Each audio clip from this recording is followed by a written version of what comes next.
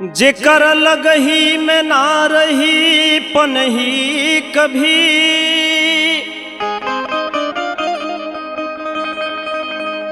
फाटी बेवाई गोड़ बही खून जगह जगही।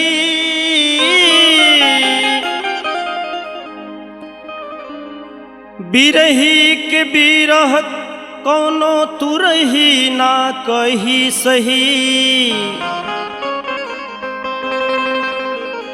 रास्ता के जरूरत ना पूरा करी चरही।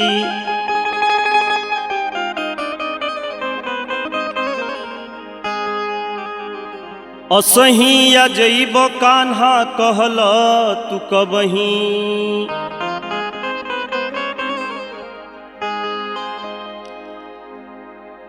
तो कहीं मेरा तोहर बीतल कई दसही।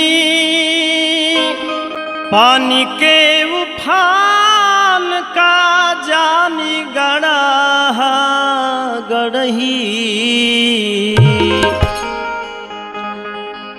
कैनी सिंगार नाही बार में लवनी कही।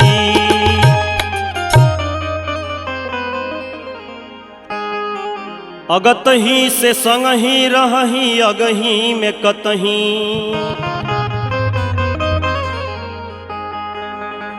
अब तो बिना बात बत कही के न ढेर दिन निमही। तब ही से गनही में दीन मोर मनही में, धरही में लरही मोर मड़ई गोइले ढही।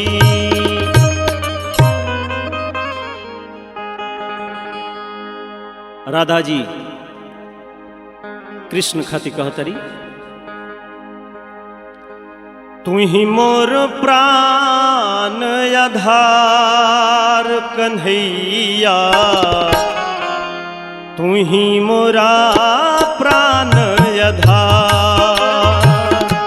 तू ही मोर प्राण आधार कन्हैया, तू ही मोर प्राण आधार।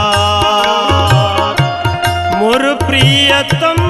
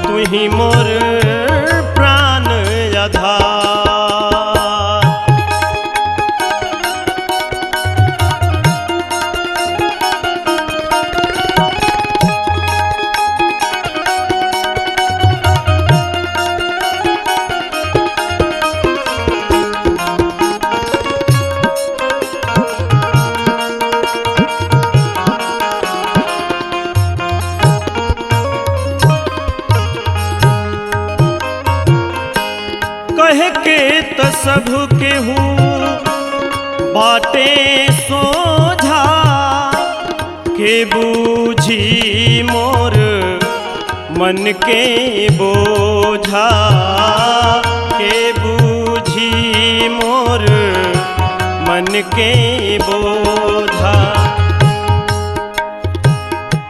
प्रीत न केहू देनिहार,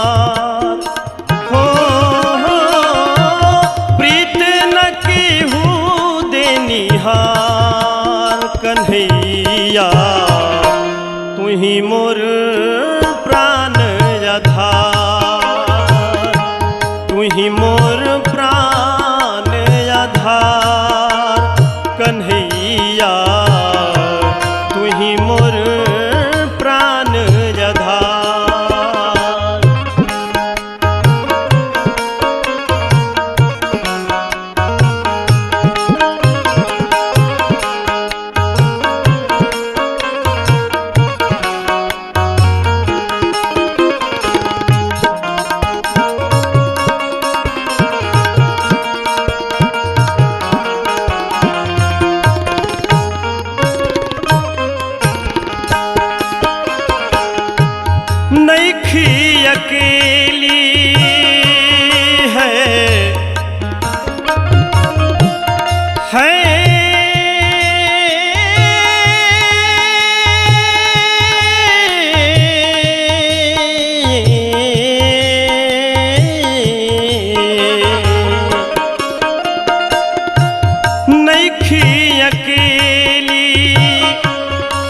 सखिया सहेली रही रही मन मोरा खेले पहेली रही रही मन मोरा खेले पहेली टूटे धीरज के तार हो टूटे धीरज के तार कन्हैया तू ही मोर प्राण जधार तू ही मोर प्राण आधार कन्हैया तू ही मोर प्राण आधार।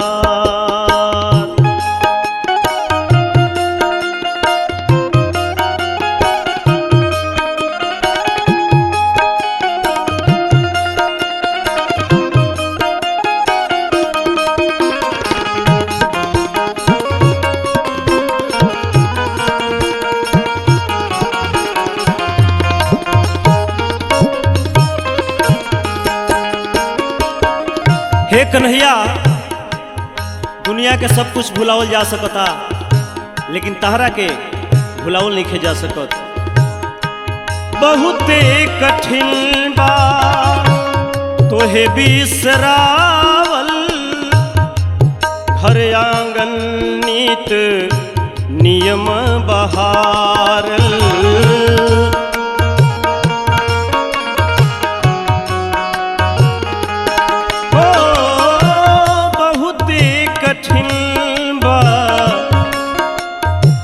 कठिन बा